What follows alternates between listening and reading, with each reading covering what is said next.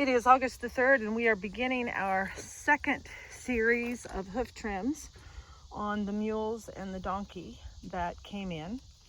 This is Tess, and Tess has had a long 4 years of really bad hoof care. We were not able, just due to everyone's fatigue and the heat, to get to her back feet. So we're hoping we can do that today. So now we're trying to get some balance in her feet.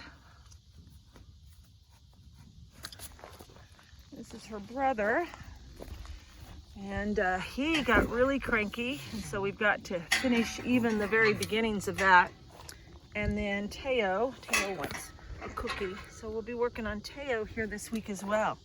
These recovery processes, not only do the initial trims take forever, and the balancing is difficult, but the ongoing maintenance to get their entire support structure, which is their leg and foot, into position is time consuming, significantly time consuming.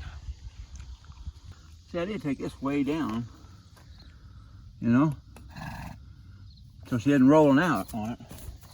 But that's what I mean. Oh babe, it's okay. Did I take that toe off? Yeah, I would take some of that toe off. You can see all the concentric rings, which indicate she had access to probably nutrition, i.e. lots of green grass, which caused her to have laminitis. Good girl, thank you. Laminitis, inflammation of the lamina, happens when thrifty animals, so donkeys for sure, mules often, and many of our horses are on too much green or lush foodstuffs.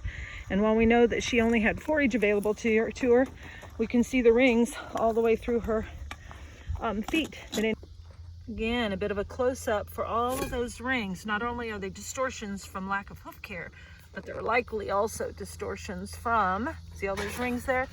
Horses' hoof walls and donkeys should not look like that. From inappropriate diet.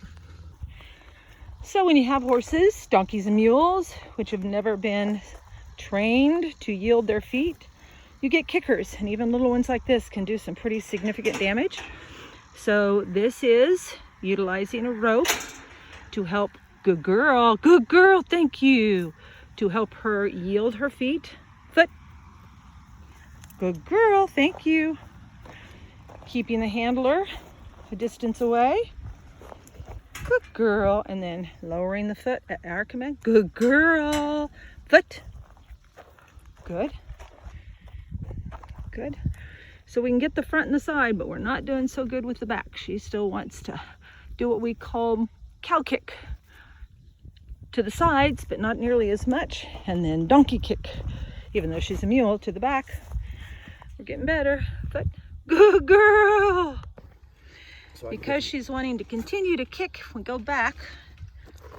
We are putting her foot on a little short stand and then trimming from here. Trying to avoid any contact. What am I trying to do, David? Bring it over here so I can get that. The foot? Okay, bring the foot over. Is that what you're saying? Yeah. We're able to look at the back or look at the bottom and see what we can trim off. We just can't get her to allow us to hold that foot up without stretching her out, which we might have to do, which is just pressure to the front and pressure to the back both. Good girl. Well, things are better. They're not good, but at least she's not yet tried to kick our head off as long as I keep this rope on her. We're able to get her back feet now, which is a blessing. Whoop, and there was what you have to deal with, even with a rope on. Nope, you don't get to pull away until you relax. Don't do it, David. Don't do it, David. Don't do it. She's got to relax. Foot down. Good girl. Thank you. So we can clean the manure out so we can actually see what we got. This is our last, ooh baby, it's our last foot. She's done so much better through the process. But we've been out here over an hour, something that should take us 10 minutes. So these are, whoops, didn't want her to pull away, so I'm gonna pick it back up. Thank you, and then I'll put it down. Good job, good girl. And as we wrap up our hoof trims, second one in a series of probably 20 or 30 that will have to happen, she is learning about yielding to pressure, Another lesson that should have been taught to her as a baby, yielding to pressure. So we're letting her find out that if she will just step forward, that she will take the pressure off. She can't choke herself, so don't anybody think that. And the halter is near her eye, but she will not do anything to get it into her eye to cause damage. And boom, there it is. That's what should have been taught when she was a day old. And here we are at 4, having to learn lessons a little more difficult. Good job, Tess, good job. And now we watch her move. You can see her hind end does not track correctly, but hopefully after today's trim it'll be better. She is off on that left front foot, but that's also where we had some final hoof wall remaining that was laid over, so kind of like walking on a marble. And she is on a little butte today and has been for the last few days. So we're gonna be really excited to see over the next couple of days if she does better. She's pretty straight on the front end, despite all those horrible, horrible feet. Yeah. This guy, not so much. See the turnout? Again, looks to me like he's good all the way down. It's gonna be related to his hoof. We'll address that next.